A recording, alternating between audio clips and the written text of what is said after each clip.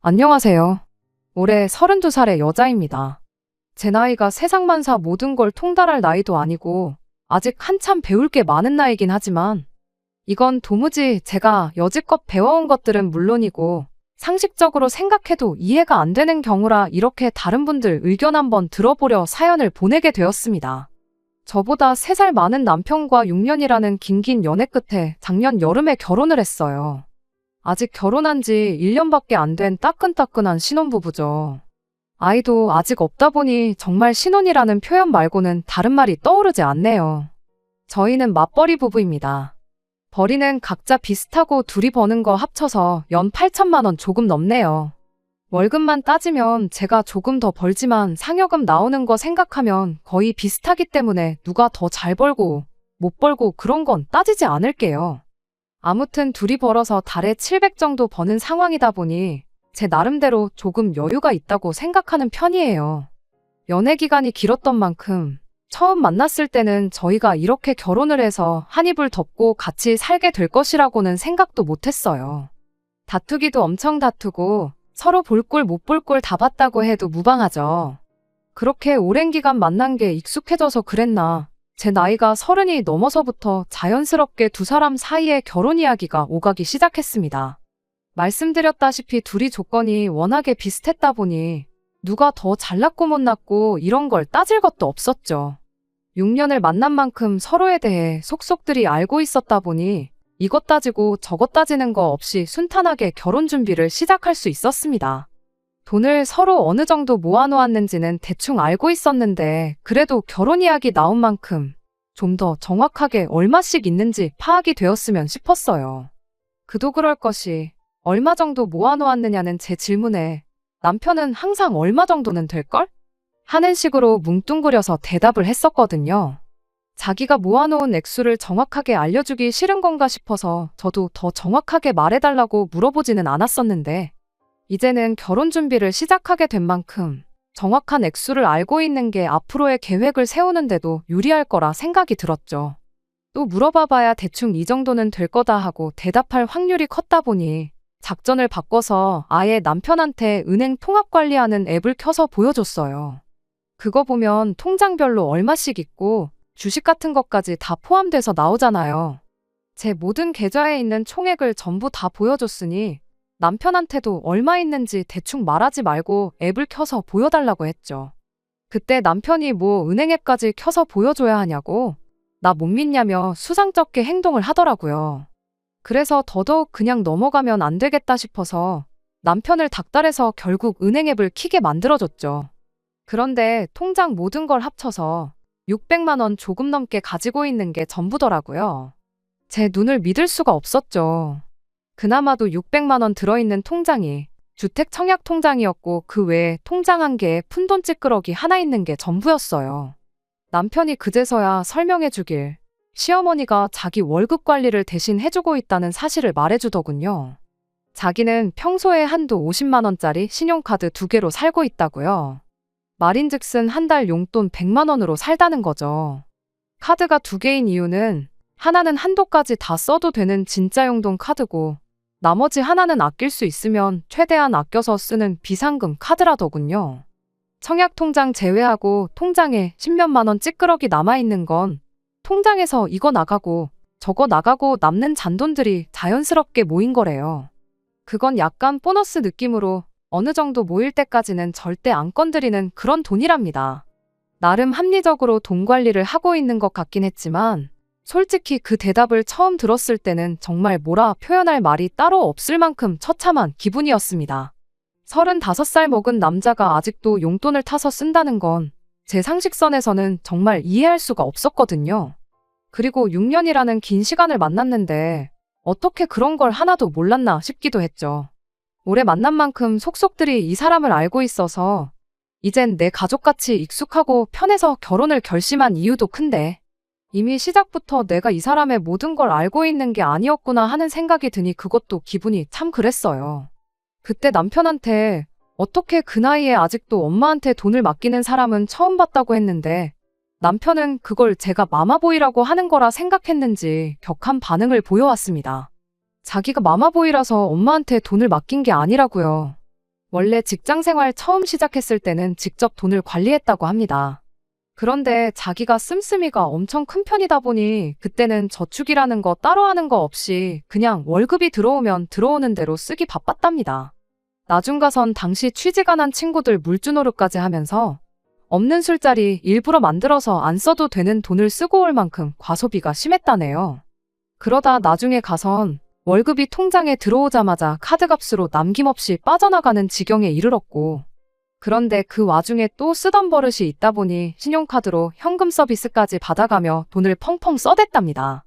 그러다 그 사실을 알게 된 시어머니가 연체된 카드값 300만 원을 한 번에 갚아주시고 그 뒤로 남편 월급 관리를 대신 해주게 되었던 거라네요. 그 뒤로 남편은 용돈을 타 쓰면서 절제된 삶을 살 수 있게 된 거랍니다. 쓸 돈이 없게 되니 매일같이 술 먹자고 연락하던 가짜 친구들도 떨어져 나갔대요. 어머니 덕분에 또 인생에 하등 도움이 안 되는 거머리 같은 친구들을 정리할 수 있었다고 하는 소리였죠. 어머니가 시키는 대로만 했는데 인생이 바뀌었다며 옛말에 어른들 말 들어서 안 좋을 게 없다는 말도 못 들어봤냐고. 평생을 아버지가 벌어오는 돈 관리해서 그 돈으로 집도 사시고 그 후로 이사도 2번이나 하면서 재산도 불려나가신 분이시라고. 인생의 경험치가 우리보다 몇 배는 쌓여 있을 텐데 자기가 관리하는 것보다 어머니가 관리하는 게 훨씬 더 잘하면 잘하셨을 거라고요. 모르긴 몰라도 그때 어머니한테 돈 관리 안 맡기고 그냥 자기가 돈 관리를 했다면 자기 통장에 돈은커녕 지금 당장도 빚더미에 허덕이면서 살고 있을 거라는 소리를 하는 겁니다. 그 모습에 아찔하긴 했지만 그래도 결혼하고 나면 어머니한테 돈 관리 맡길 생각은 없다고 경제권은 다시 가져올 거랍니다. 그리고 자기가 지금 어머니 덕분에 절제된 삶을 살고 있기는 하지만 그 씀씀이가 어디 갔겠냐고. 결혼하면 돈 관리는 저한테 전부 맡기겠다며 자기는 지금 하는 대로 50만 원 한도 신용카드 2개면 충분하다고 말을 해주더라고요. 그 말에 그래도 어느 정도 안심이 되었죠. 시어머니가 남편 돈 관리를 하고 있었다고 해서 모아놓은 돈이 얼마나 되는지는 못 물어볼 것도 없겠다 싶어서 그 길로 남편이 시어머니한테 전화를 걸었습니다. 시어머니가 전화를 받자마자 남편이 앞뒤 상황 없이 대번에 내 돈 얼마나 있냐고 물어봤어요. 그런데 돌아온 시어머니 대답이 얼마 있다고 대답해주면 되는 걸 네 돈은 왜 갑자기 물어보느냐 였습니다. 결혼 준비하는데 신혼집 알아봐야 하니까 서로 얼마나 있는지 미리 알아놓아야 하니까 그러는 거라고 이유를 나중에 설명해줬어요. 액수만 알려주면 끝나는 걸 가지고 시어머니는 걔는 뭐 그런 걸 물어본다냐 하면서 대답을 피하는 식이었습니다. 그러더니 난데없이 전화를 저한테 바꿔보라 하시더군요. 그러더니 역으로 저한테 질문을 하시더군요. 그러는 너는 얼마나 모아놓았냐는 식이었죠. 이미 남편한테도 보여줬던 돈이다 보니 시어머니라고 꼭 숨길 이유도 없겠다 싶어서 정확하게 말씀드렸어요. 현금으로 가지고 있는 게 2천, 적금으로 5천 있고 주식으로 가지고 있는 게 또 5천 정도 된다고요.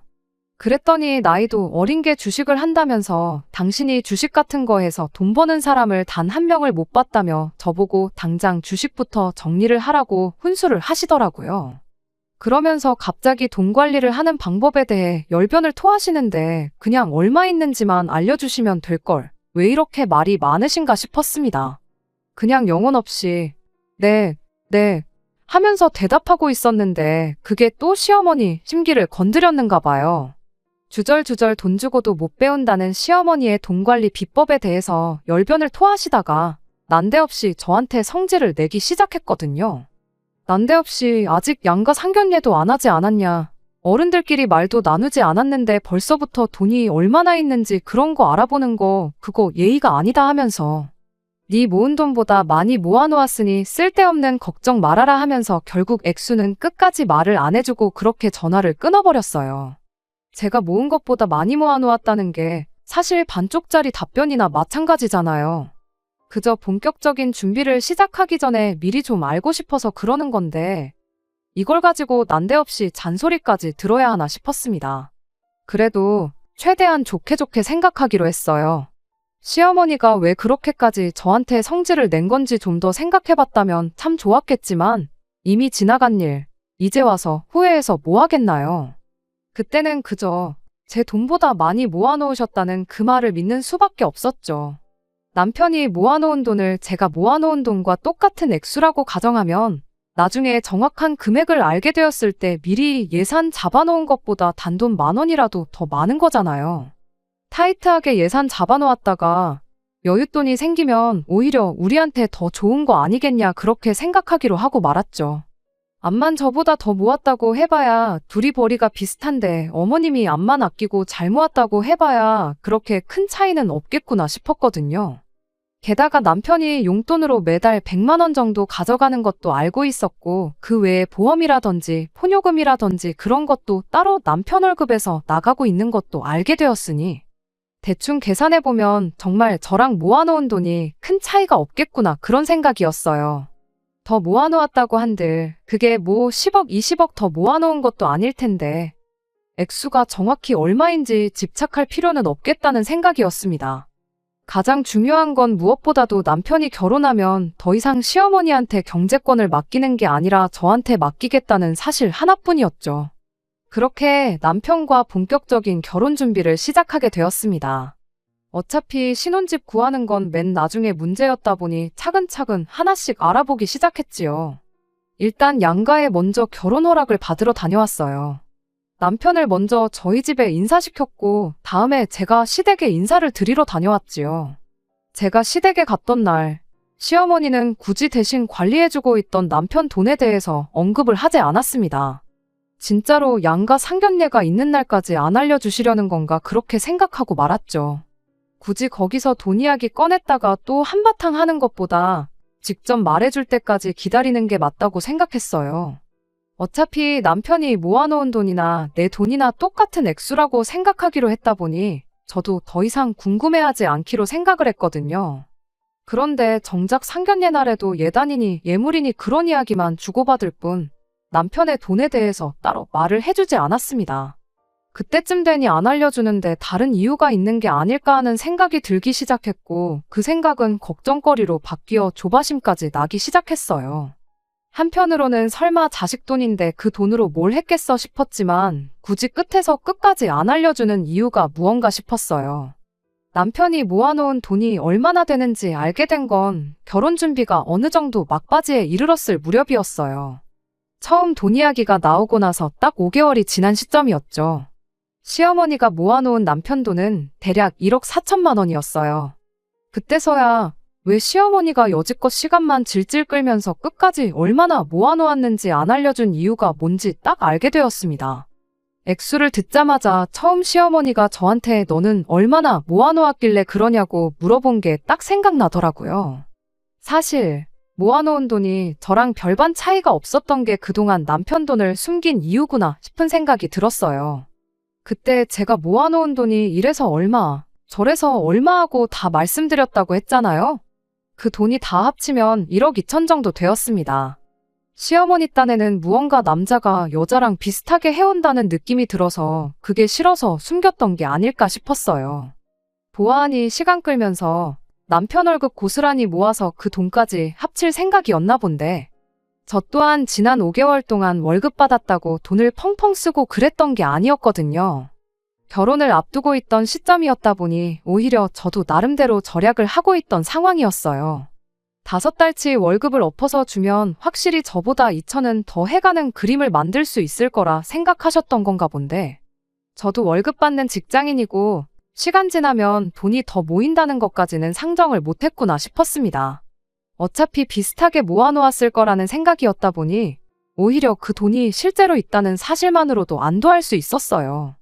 지난 몇 달 동안 혹시 그 돈이 없는 건 아닌가 엄청 걱정을 했었거든요. 그리고 비슷하게 반반 결혼하는 편이 제 입장에서는 훨씬 나은 상황이기도 했으니까요.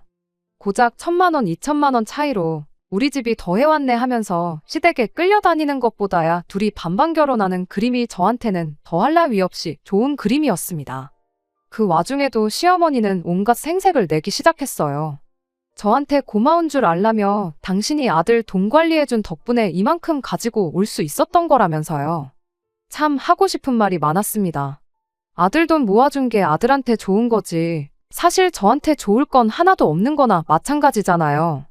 그런데 마치 말하는 게 힘들게 돈 모아서 남 좋은 일 시킨다는 식으로 생색을 내고 계시니 솔직히 그때는 기분이 썩 좋지는 않았어요. 아무튼 결혼 준비도 애초에 남편 돈이 저랑 차이가 없을 거라 상정하고 준비를 했다 보니 그 이후로 남은 모든 것들은 아무 문제 없이 순탄하게 준비할 수 있었고, 그렇게 남편과 저는 작년 여름에 식을 올리고 그렇게 결혼 생활을 시작하게 되었습니다. 그때까지는 몰랐죠. 이제 시어머니와 대립할 건덕지도 없어졌고 그냥 행복하게 결혼 생활하면 되겠구나 싶었는데, 대신 관리해준 그 잘난 아들 월급 때문에 시어머니가 온갖 생색을 내면서 스트레스를 주기 시작했어요. 처음 결혼하고 나서는 별다른 문제가 없었습니다. 발단은 결혼하고 맞는 첫 명절인 추석을 보내면서였어요.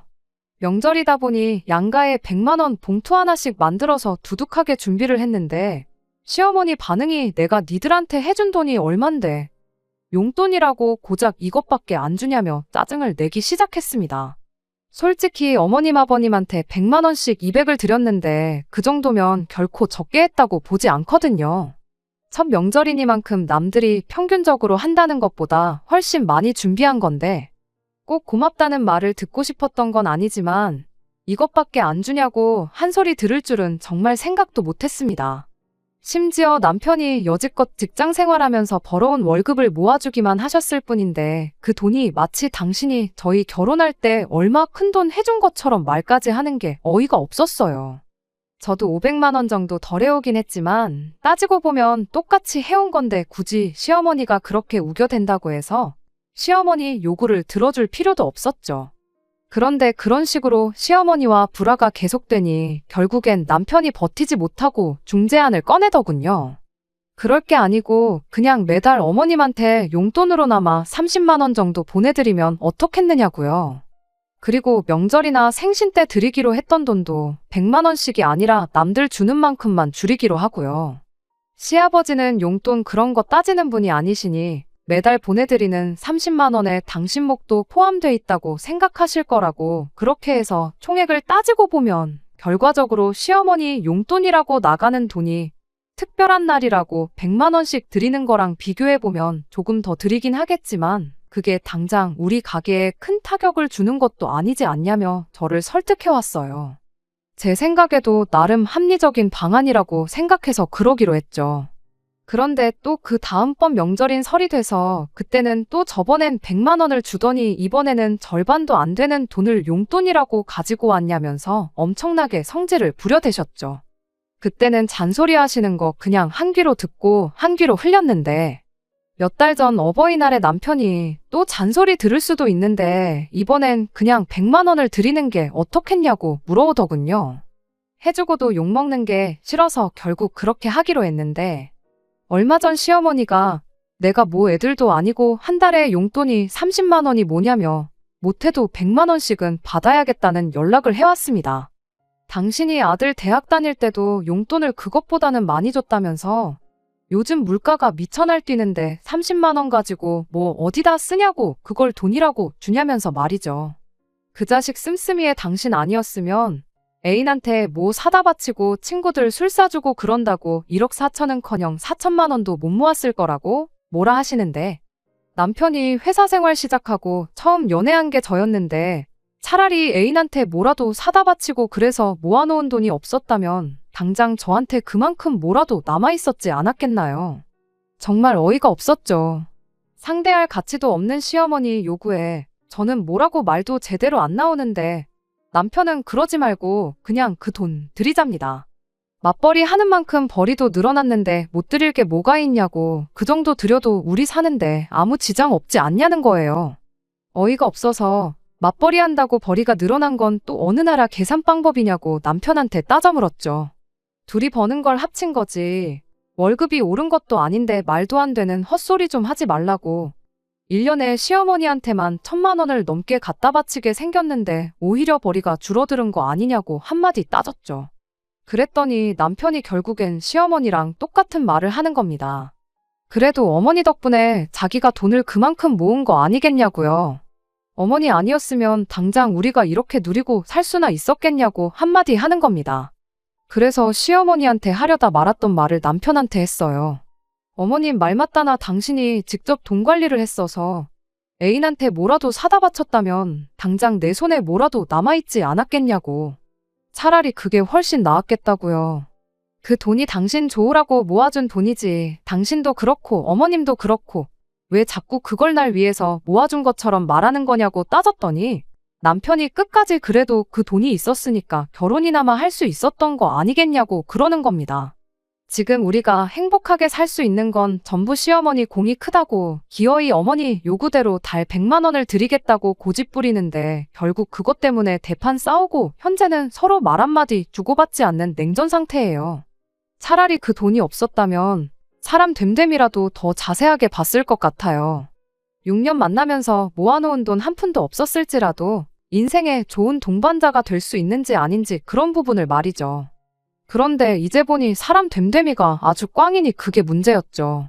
이런 사람인 줄 알았다면 모아놓은 돈이 그만큼이 아니라 그거의 2배, 3배가 있었어도 결혼을 다시 생각해봤을 텐데 싶어요.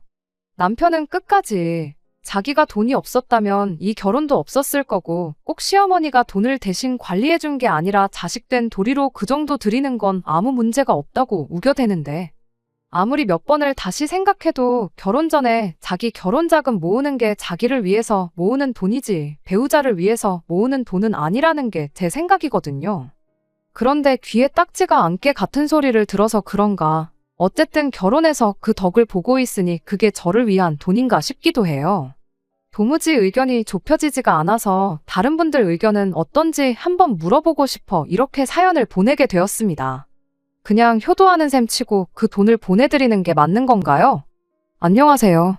지난 여름쯤에 시어머니 용돈 문제로 사연을 보냈던 쓰니입니다. 결국 남편과 이혼하게 되었는데 그 이야기를 하려고 이렇게 다시 사연을 보내게 되었습니다. 그날 이후로 결국 남편과는 의견을 좁히지 못했습니다. 다만 제 고집에 용돈을 30만 원 드리는 걸 유지하는 쪽으로 최종 합의가 되긴 했어요. 남편은 끝까지 못마땅해 했지만 경제권을 저한테 넘기기로 했는데 남편 입장에서는 그만큼이라도 보내드리는 게 맞겠다 싶었는지 결국 제 의견을 따라주더군요. 그런데 문제는 시어머니가 돈 얼마 모아주고 그런 게 중요한 게 아니었어요. 용돈 문제만 해결되면 남편과 아무런 문제도 없겠다 생각했는데 어마어마한 게 저를 기다리고 있었습니다. 시어머니가 콕 집어서 100만 원을 요구한 데에는 다 이유가 있었던 거죠. 애초에 시어머니가 모아놓은 그 1억 4천이 남편 돈이 아니었던 게 문제였어요. 그 부분은 남편도 모르고 있었습니다. 용돈을 30만 원만 드리기로 하고 나서 시어머니가 더 이상은 이렇게 못 살겠다며 저희 집에 짐 싸들고 찾아왔어요. 용돈이랑 시어머니가 짐까지 싸들고 찾아와 합가를 하겠다는 게 무슨 상관인가 싶었는데 알고 보니 시어머니가 남편 돈을 해준다고 시댁을 담보로 대출을 받았다는 걸 알게 되었습니다. 말인즉슨 모아놓았다던 남편 돈은 사실 애초에 한 푼도 없었던 거나 마찬가지였던 거죠. 5개월 동안 돈 이야기 안 꺼낸 게 몇 달치 월급이나마 포함해서 모아놓은 돈 액수를 올리려고 시간을 끌었던 게 아니라 그 시간 동안 돈 빌리러 다녔다는 거예요. 당장 아버님이 일하고 있어 이자를 어찌어찌 낼 수는 있었지만 이자가 나가는 만큼 생활비가 줄어드니 버틸 재간이 없었던 거죠. 그리고 모르긴 몰라도 그동안 남편 월급 관리해준다는 명목하에 그 돈을 쓰고 싶은 데다가 펑펑 쓰셨던 것 같은데 그렇게 쓰다가 막상 아들 장가 보내고 이자 때문에 생활비까지 줄어드니 견딜 재간이 없었던 거죠. 그나마 어떻게든 저희한테 용돈이랍시고 100만 원씩 뜯어내 그걸로 이자 부담 줄이고 살아보시려고 했던 건데 제가 끝까지 용돈 30만 원 이상은 못 드린다는 입장을 고수하고 있으니 이젠 더는 이렇게는 못 살겠다 싶어서 짐 싸들고 저희 집에 찾아온 겁니다. 살고 있는 집을 아예 정리해서 그 빚을 갚아버리겠다는 소리였죠. 그리고 그렇게 되면 당장 살 곳이 없어지는 거니 저희 집에 들어와서 살겠다는 거예요. 일부러 겨울 되자마자 찾아오신 거 보면 이제 날 추워지는데 설마 자기들을 내쫓겠어 하는 생각으로 오신 게 아닐까 싶어요. 그렇게 쳐들어와서 오늘부터 나를 모셔라 하는 시어머니와 죽어도 그렇게는 못하겠다는 제가 대판 싸웠죠. 경비실에서까지 찾아와 주변 이웃들한테 항의 전화가 빗발친다며 저희를 뜯어말렸고 그래도 상황이 나아지지 않았죠. 결국 나중에 경찰분들까지 오셔서 그제서야 상황이 일단락되었습니다. 당장 집을 팔고 빚을 청산해서 찾아온 게 아니었다 보니 시어머니는 짐 싸들고 온 것만 두고 몸만 집으로 돌아가셨어요. 그것만 봐도 합가할 때까지 계속 찾아오겠다는 시어머니의 강한 의지가 다 느껴졌습니다. 그래서 남편하고 한참 동안 이야기했어요. 나는 이렇게 살 생각 없다고 말이죠. 하지만 그래도 부모인데 자식 입장에서 그런 어머니를 어떻게 두고 볼 수 있었겠나요? 남편은 끝까지 그래도 어떻게 이 상황에 모르는 척을 할 수 있겠냐며 저보고 어떻게 좀 안 되겠냐는 식으로 합가를 강요하더군요. 이러나 저러나 자기가 1억 4천 해온 사실은 변함이 없지 않냐는 겁니다. 사람이 어떻게 이렇게 뻔뻔할 수가 있나 싶었지요. 제가 뭐 맨몸으로 결혼해서 남편 등골 빨아먹으면서 살고 있던 것도 아니었잖아요.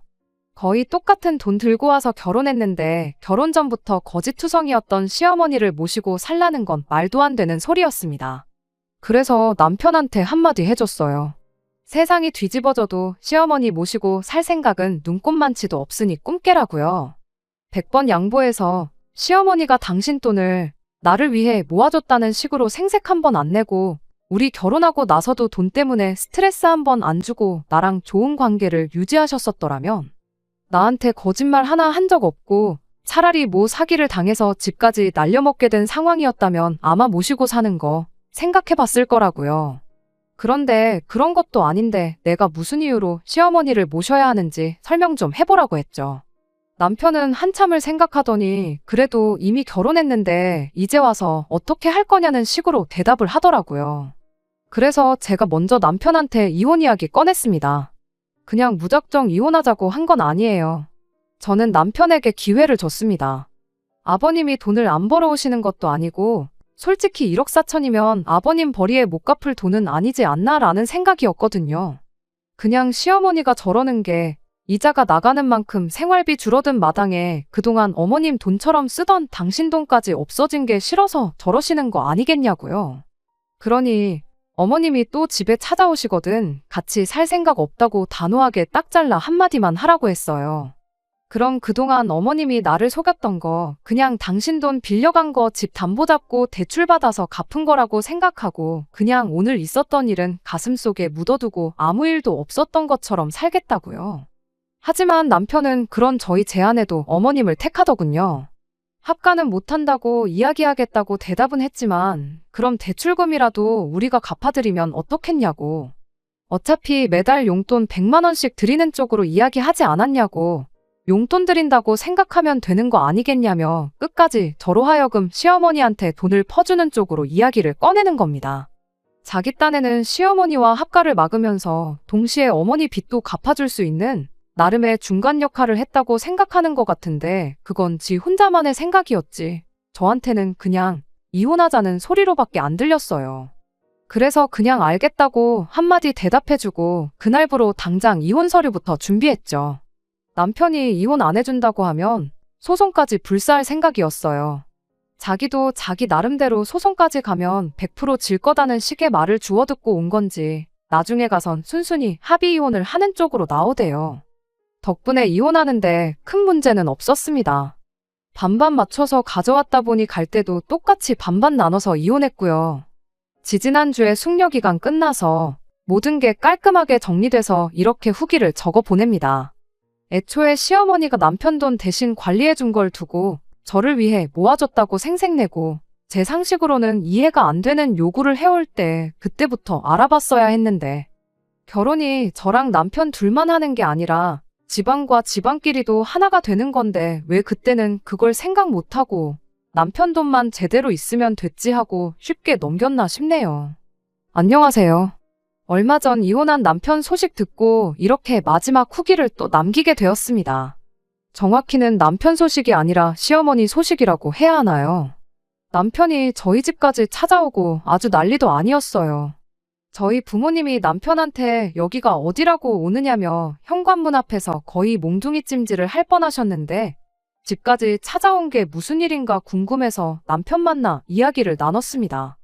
남편은 저한테 다시 시작하면 안 되겠냐고 거의 빌듯이 부탁을 해왔어요. 시어머니가 시아버지랑 이혼을 했다고 하더라고요.